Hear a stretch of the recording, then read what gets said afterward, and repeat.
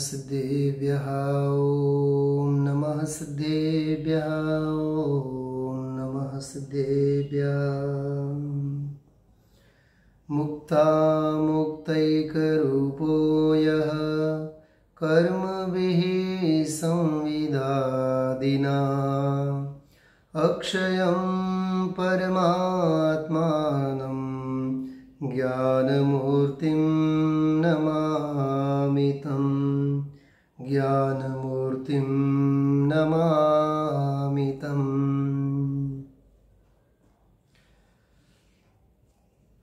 कार्तिक अष्टमी का महापर्व के उपलक्ष्य में भट्टाकलंक देव द्वारा लिखी गई दार्शनिक और आध्यात्मिक रचना स्तोत्र और स्तुति काव्यों में सर्वोत्कृष्ट रचना के रूप में यह रचना जानी जाती है। स्वरूप संबोधन स्तोत्र। स्वरूप संबोधन स्तोत्र की 2 टीकाएं हैं। पहली टीका के आधार से दूसरा जो श्लोक है उसका हम आप लोगों ने कल स्वाध्याय किया था, उसका सामान्य विहंगावलोकन किया था। मूल श्लोक में पढ़ता हूँ, फिर दूसरी टीका के आधार से आगे अपन लोग स्वाध्याय प्रारंभ करेंगे। सोस्त्यात्मा सोपयोगोऽयं क्रमाद् हेतु फलावह योग्रायोग्रायनाद्यन्तः स्थित्युत्पत्ति व्ययात्मक। वह भगवान आत्मा, यह मैं ऐसी भाषा ली है। सो अस्ति अयम आत्मा, वह यह मैं आत्मा उपयोग स्वरूपी हूँ। क्रमशः हेतु और फल का वहन करने वाला हूँ। ग्राह्य भी हूँ, अग्राह्य भी हूँ और अनादि अनंत हूँ और उत्पाद व्यय द्रव्यात्मक हूँ। इतने विशेषण इस श्लोक के अंतर्गत दिए गए हैं। बराबर। अब देखिए, इसका जो अनुवाद तो हम आप लोगों ने कल पढ़ा है, भावानुवाद, जो आदरणीय पवैया जी ने उसका भावानुवाद किया है। अब इसी श्लोक के आधार से जो दूसरी टीका है, उस दूसरी टीका के आधार से हम आप लोग थोड़ा सा अभ्यास करते हैं। देखिए, टीकार्थ के रूप में संस्कृत शब्दों के साथ खंडान्वय पद्धति के अनुसार उसका बहुत सुंदर अनुवाद किया है। सो अयम सोपयोगः आत्मा अस्ति, वह यह उपयोगात्मक आत्मा है। वह मतलब जिस आत्मा की बात मंगलाचरण में कही गई है, वह कोई और नहीं बल्कि वह तो मैं यह हूँ। यह मैं, उसकी चर्चा है। मतलब स्वयं के अस्तित्व को स्वीकार करते हुए, स्वयं की बात मूल में रखते हुए, अपने स्व अस्तित्व से ही आचार्य मुनि भगवंत बात कर रहे हैं। वह कैसा है, प्रश्नोत्तरी के रूप में चर्चा होगी। वह कैसा है तो कहते हैं, एक तो उपयोगात्मक है, यह तो बात हुई। कल मैंने कही थी बात कि ज्ञान दर्शनात्मक है, शुद्ध चैतन्य लक्षणमय है, ज्ञानोपयोगमय है, दर्शनोपयोगमय है। दर्शन और ज्ञानोपयोगमय चैतन्य स्वभावी है, जिसे अन्यत्र आचार्यों ने उपयोगो लक्षणम कहा। उपयोगो लक्षणम कह करके ज्ञानात्मक दर्शनात्मक चैतन्य स्वभावी आत्मा कहा। तो वह उपयोग वह मैं हूँ। उपयोगो लक्षणम उमा स्वामी आचार्य देव का सूत्र है। तो देखिए, वह मैं उपयोगात्मक हूँ और कैसा हूँ, हेतु फलावह, कि हेतु और फल, हेतु फल दो शब्द है, हेतु और फल। कल मैंने इनके अर्थ किए थे, हेतु अर्थात कारण, फल अर्थात कार्य। तो हेतु पने को प्राप्त होने वाला भी स्वयं है और फल पने को भी प्राप्त होने में जीव स्वतंत्र, स्वाधीन और स्वयं है। इसके सुख दुख का हेतु कोई और नहीं और इसके सुख दुख रूप फलों का भी कोई कारण और नहीं। स्वयं ही हेतु रूप में परिणमता है, स्वयं ही फल के रूप में परिणमता है। संसार रूप हेतु मिथ्या दर्शन, ज्ञान और चारित्र के रूप में परिणमन करना यह जीव का ही स्वयं का पर्यायगत पामर स्वभाव है और सम्यक दर्शन, ज्ञान, चारित्र के हेतु के रूप में, मोक्ष मार्ग के रूप में परिणमन करना यह इस भगवान आत्मा का ही स्वयं का अपना स्वरूप है। हेतु, हेतु बने में भी सम्यक और मिथ्या दोनों को लेना, बराबर। संसार के हेतु के रूप में परिणमना मिथ्या दर्शन, ज्ञान, चारित्र, मोक्ष मार्ग के हेतु के रूप में परिणमन करना कि यह सम्यक हेतु रूप। तो मिथ्या हेतु पने को, सम्यक हेतु पने को जीव स्वयं ही परिणमता है और मिथ्या हेतु जो मिथ्या दर्शन, ज्ञान, चारित्र आदि हैं उनके जो फल हैं 4 गति 84 लाख योनियां, अनंत दुख, उस अनंत दुख रूपी फल को भी जीव को स्वयं को ही भोगना है। और यथार्थ हेतुभूत परिणमन करने का जो फल है, मोक्ष मार्ग है, मोक्ष है, उस रूप से भी परिणमन करना, फल के रूप में उसको भोगना, यह जीव का अपना स्वयं का ही स्वभाव है। इस रूप से यहाँ हेतु और फल सम्यक और मिथ्या के रूप में जीव स्वतंत्र और स्वाधीन है, ये बात यहाँ कही गई। मतलब आत्मा की ही स्वाधीनता है, आत्म स्वाधीनता में ही हेतुपना और फलपना निहित है। कोई इसे सुखी दुखी करे और कोई इसे मोक्ष ले जाए, ऐसी कोई व्यवस्था विश्व में कहीं भी नहीं है। इससे हमें पता चलता है कि अनादि निधन वस्तुएं अपनी अपनी मर्यादा सहित परिणमन करती हैं, कोई किसी के अधीन नहीं, किसी के परिणमन कराने से कोई भी परिणमन करता नहीं। मतलब अपना सुख दुख का कर्ता स्वयं है, सुख दुख का भोक्ता स्वयं है।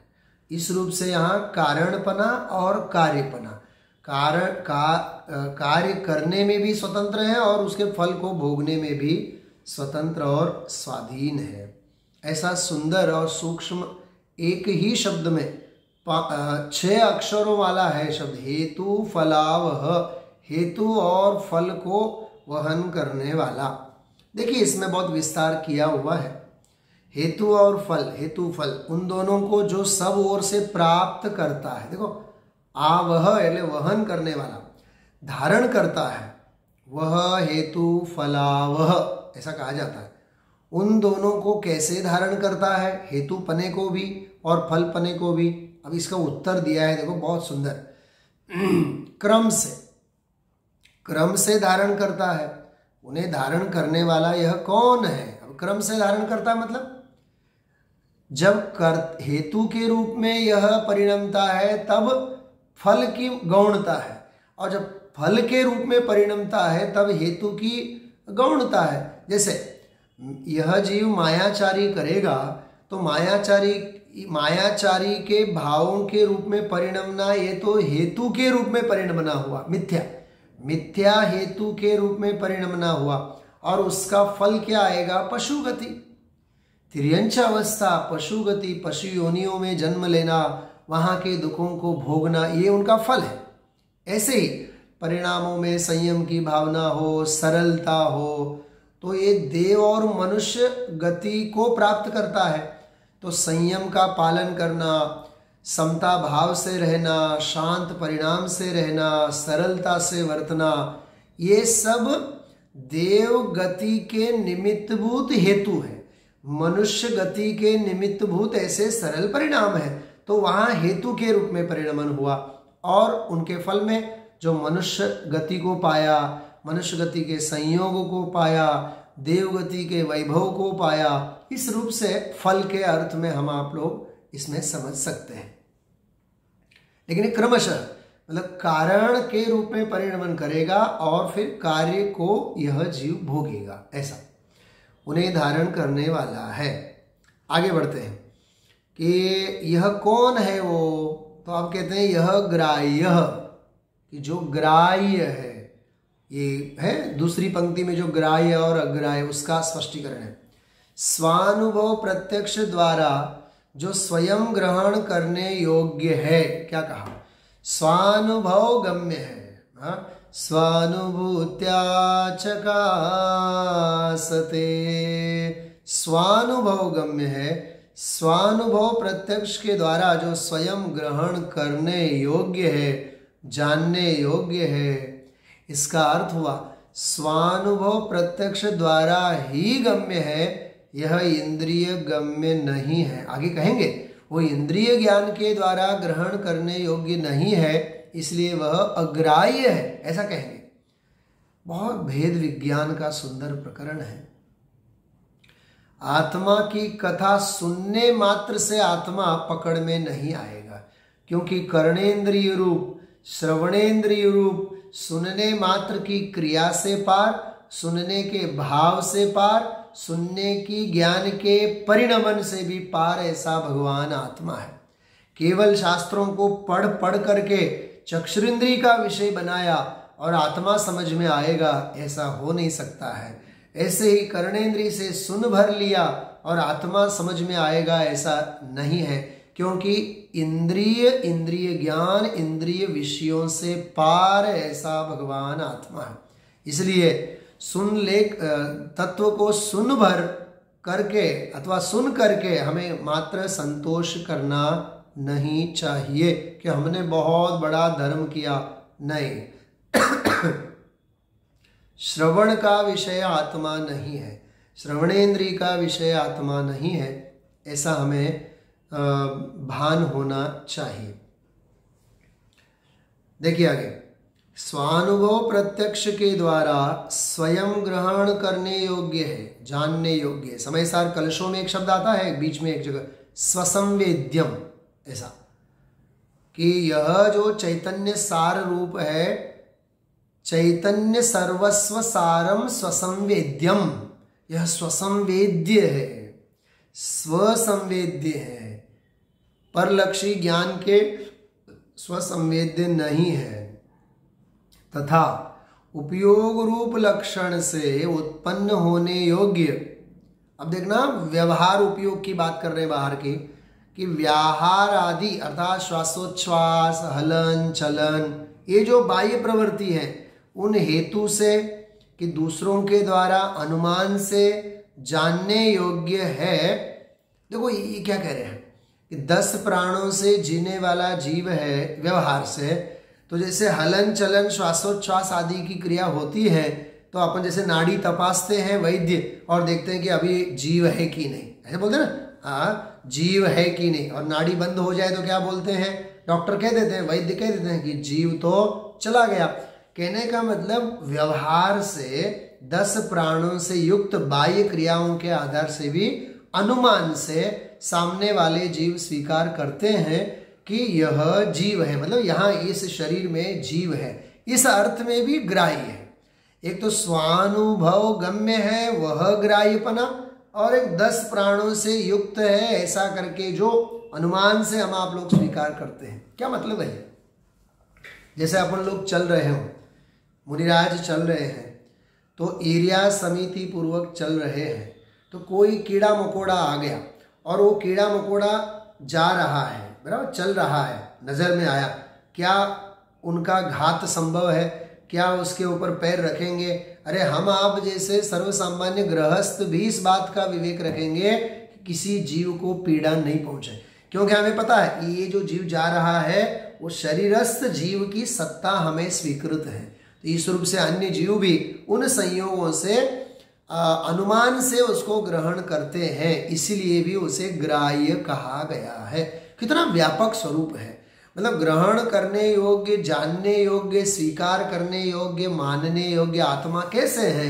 स्वानुभव से भी है, शास्त्र से भी है, अनुमान से भी है, अरे श्रद्धा से भी है। क्या कहा मैंने? श्रद्धा से भी है। सुनना इस बात को, बहुत बढ़िया बात है। जैसे पानी छानने की, जल छानने की जो विधि समझाई जाती है कि वह 2 गुना होना चाहिए, सिंगल नहीं, वो 2 गुना होना चाहिए, मतलब डबल परत वाला कपड़ा, जाड़ा कपड़ा होना चाहिए। एक और बात इसके बारे में बहुत सुंदर प्रकरण कहा गया है जिनागम में कि उस कपड़े को सूर्य किरण, सूरज की तरफ ऐसे करें तो उसमें से किरण पास न हो, मतलब सूर्य किरण पार न हो, पास न हो, ऐसा जाड़ा कपड़ा होना चाहिए। उस जाड़े छन्ने से हमें जल को छानना चाहिए, बराबर। और वो जल, वो कपड़ा ऐसा रखना चाहिए, उसके ऊपर जल डाल दिया जाए तो सीधा सीधा जल नहीं उतरे। यदि वो सीधा सीधा फटाफट जल उतर जाता है तो वह अनछना जल है। उसको धीमे धीमे धीमे धीमे धीमे धीमे धीमे धीमे जल को नितरना चाहिए नीचे, और फिर जीवानी आदि जो प्रवाही जल में छोड़ने की विधि, वो तो है ही उत्कृष्ट। हाँ, कहने का मतलब ये है कि जल छानने की जो विधि है, ये जो जिनागमानुकूल है, इस विधि को मानना, जैसे वो सूरज की किरणें न आवे, जल भी सीधा सीधा न उतरे नीचे के बर्तन में, वह धीरे धीरे धीरे धीरे नीचे फिर उतरे, मतलब समय लगे, आधा पौन घंटा बराबर उस जल को छानने के लिए लग जाए।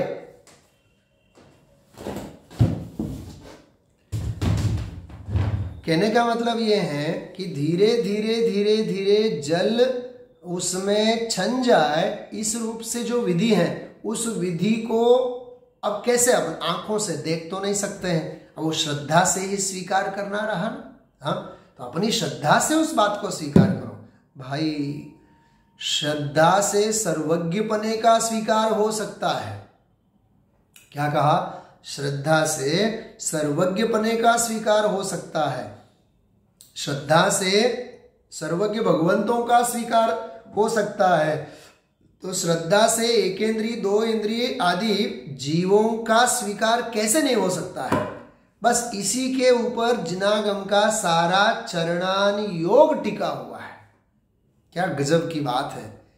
यदि एक ग्राह्य वाला बोल समझ में आ जाए ना, स्वानुभव से गम्य मेरा भगवान आत्मा, और अन्य 10 प्राणों से युक्त अन्य जीव जो है भगवान आत्मा, वो भी मेरे अनुमान से मुझे स्वीकार है, तब ख्याल में आता है कि सभी भगवान है और सभी भगवान बन जाए। ऐसा उत्कृष्टतम जीवन अपना हो सकता है। इसलिए ग्राह्य और अग्राह्य इस रूप से 2 बोल यहां कहे। अथवा तीसरा बोल, निश्चय नैसे शुद्धोपयोग रूप निर्विकल्प समाधि द्वारा ही ग्रहण करने योग्य है, साधने योग्य है। ये तीसरा बोल भी वही कहा हालांकि वही है, स्वानुभव प्रत्यक्ष के द्वारा ग्रहण करने योग्य है, इसलिए ग्राह्य है। ऐसे ही शुद्धोपयोग रूप निर्विकल्प समाधि के द्वारा ग्राह्य है, उसका भी अर्थ तो वही है, स्वानुभव गम्य है, स्वानुभूत्या चकासते। सीधी सीधी बात है। मुझे आप बताइए, सोचिए, अहिंसा के बारे में हम आप लोग शास्त्रों में कितना पढ़ेंगे तो अहिंसा का स्वरूप समझ में आएगा। मैं नहीं जानता हूं, मैं नहीं मानता हूं कि अहिंसा का यथार्थ स्वरूप समझ में आएगा। अरे अहिंसा में हमारी परिणति हो, अहिंसा में हमारा जीवन हो, तो अहिंसा धर्म क्या है वह समझ में आएगा। कहने का मतलब स्वानुभव की बात है। जैसे शक्कर की कितनी हम आप लोग महिमा करेंगे तो अपनी जिह्वा जो है वो मीठी होगी। अरे शक्कर रखी जाए जिह्वा के ऊपर और स्वाद चखा जाए। हाँ, कहने का मतलब ये है, जैसे शिखर जी हैं, शिखर जी के बारे में कितने गीत गाए जाए कि शिखर जी कितना लंबा है, कितना चौड़ा है, कहाँ कहाँ टोंक है, कितना हम आप लोग कह सकेंगे, कितना समझा पाएंगे। साक्षात उस भूमि का स्पर्श किया जाए तो शिखर जी का यथार्थ स्वरूप समझ में आएगा। हर एक वस्तु का स्वरूप भी ऐसा ही है। केवल शास्त्र के आधार से अपन ने मान लिया, स्वीकार कर लिया, तो वह कोई स्वरूप समझ में आया ऐसा नहीं होता है। वो अनुमान से समझ में आया, वह परोक्ष ज्ञान से समझ में आ गया। हकीकत में तो स्वानुभव प्रत्यक्ष मतलब सेल्फ रियलाइजेशन, हमें स्वानुभव होना चाहिए। सेल्फ रियलाइजेशन मतलब स्वयं का अपना अनुभव हमें होना चाहिए। इस रूप से वह ग्राह्य है, यह कहा जाना संभव है। ये ग्राह्य का बोल हो गया। अब अग्राह्य, टीका की बात कर रहा हूं मैं। अग्राह्य कैसा है? आत्मा से भिन्न अन्य द्रव्य गुण पर्यायों को ग्रहण नहीं करता। देखो ये अग्राही शब्द है, उसका अर्थ कर रहे हैं कि अन्य द्रव्य गुण पर्यायों को यह ग्रहण नहीं करता, इसलिए अग्राही। कभी भी आत्मसात नहीं करता, अतः अग्राही है। अथवा देखो बहुत बढ़िया बात कही, प्राग भाव रूप आगामी पर्यायों को ग्रहण करने योग्य है। जो आगामी पर्याय हैं, भविष्य की जो पर्याय हैं, उनके द्वारा ग्रहण करने योग्य हैं, उनके द्वारा ग्रहण करने योग्य हैं, इसलिए यह अग्राह्य है। बराबर। और अतः ग्राह्य है, उनके द्वारा ग्रहण करने योग्य इसलिए ग्राह्य है। तथा प्रध्वंसाभाव रूप पूर्व पर्यायों को कभी भी ग्रहण नहीं करता, इसलिए वह अग्राही है। क्या गजब की भाषा है। एक ग्राह्य कहा। अब भविष्य की जो जो पर्याय प्रकट होंगी उन पर्यायों के द्वारा यह ग्रहण करने योग्य है, इसलिए ग्राह्य है। बराबर। और जो भूतकाल की गई सो गई पर्याय, वो पर्याय तो कभी आएंगी नहीं, इसलिए उन पर्यायों को यह कभी भी ग्रहण नहीं करता, अतः अग्राही है। इसे ग्राही और अग्राही इन दोनों का यहाँ अर्थ किया। देखिए ये प्राग भाव और प्रध्वंसा भाव वाली जो बात है बहुत मार्मिक है। एक समय पहले की जो पर्याय गई सो गई, अब अनंत काल तक वो पर्याय कभी नहीं आएगी। अब भविष्य की जो अन्य अनंती पर्याय हैं उनका क्रम चलेगा, उन पर्यायों से यह आत्मा ग्रहण करने योग्य है, इसलिए यह ग्राह्य है। ऐसा भी अर्थ किया। इसलिए ये प्राग भाव और प्रध्वंसा भाव का जो प्रकरण है, उस प्रकरण को समझने के बाद एक बात पता चलती है कि वर्तमान के दुखों को हमें कभी भी रोना नहीं चाहिए। जो गया बीता, जो भूतकाल गया सो गया, वो कभी आने वाला है नहीं, तो भूतकाल कभी आएगा नहीं। जो प्रध्वंस हो गए हैं उनको कभी अब ग्रहण करने रूप तो होता नहीं है। तो उज्जवल भविष्य की कामना करते हुए पुरुषार्थ के मार्ग में हमें आगे बढ़ना चाहिए। तो प्राग भाव और प्रध्वंसा भाव जैसे ये विषय हैं, ये विषय हमें बहुत बड़ी प्रेरणा दे करके चले जाते हैं। चलिए आगे बढ़ते हैं। वह आत्मा और कैसा है? अनाद्यनंत, ये विशेषण है। आदि और अंत, आद्यंत, आदि और अंत जिसका नहीं है वह अनाद्यनंत। आदि अंत इज इक्वल टू आद्यंत, और आदि और अंत नहीं है उसे कहते हैं अनाद्यनंत। बराबर। आगे, द्रव्य का सत लक्षण होने से सर्वथा असत के उत्पाद का अभाव होने से, पंचास्तिकाय में तो ऐसी सुंदर गाथा आती है, सत का कभी नाश न हो और असत का कभी उत्पाद न हो। तो कहते हैं कि द्रव्य का सत लक्षण होने से सर्वथा असत के उत्पाद का अभाव होने से, असत का सर्वथा अभाव होने से उत्पाद का अभाव होने, क्योंकि असत की कभी उत्पत्ति होती नहीं है। जो नहीं है तो नहीं है, और जो है सो है। समझ गए? मतलब सत्य का ही उत्पाद होता है। जो वस्तु स्वरूप में पड़ा हुआ है उसी का उत्पाद होता है, कोई असत वस्तु स्वरूप का उत्पाद होता नहीं है। सत्य के निरन्वय अर्थात पूर्णतया विनाश का अभाव होने से, क्योंकि सत्य का कभी अभाव तो होता नहीं है, अभाव के भावात्मक पने का प्रतिपादन होने के कारण तत्व का तुच्छा भाव, एक बहुत बढ़िया न्याय का शब्द है। तुच्छा भाव मतलब पूर्णतया अभाव, सर्वथा अभाव, ये कभी भी हो नहीं सकता है। वो अमान्य होने से आत्मा अनादि अनंत है, स्वतः सिद्ध है। ये बहुत सुंदर विशेषण है कि अनादि अनंत में भगवान आत्मा हो, कभी मेरा नाश न हो। इस रूप से इसमें बहुत मार्मिक बात ली है। आगे देखिए, अब उत्पाद वे द्रव्यात्मक वाला जो विशेषण है वह प्रकरण है। वह आत्मा और कैसा है? स्थित्युत्पत्ति व्ययात्मक। स्थिति मतलब द्रव्य, उत्पत्ति अर्थात उत्पन्न होना, उत्पाद, और व्यय अर्थात विनाश। तो द्रव्य, उत्पाद और व्यय, अपन लोग परिचित हैं उत्पाद, व्यय और द्रव्य, बराबर। तो कहते हैं वो द्रव्य रूप है, वह उत्पाद रूप है और वह व्यय रूप है, ऐसा वह भगवान आत्मा है। अब देखिए इसका वे बहुत सुंदर पूरा उपसंहार करते हैं इस विषय को, कितनी सुंदर ढंग से समझाए। देखिए आप, यहां आत्मद्रव्य की सिद्धि के लिए 3 लक्षण प्रतिपादित किए। कौन कौन से? एक तो कहा था सोपयोग, बराबर।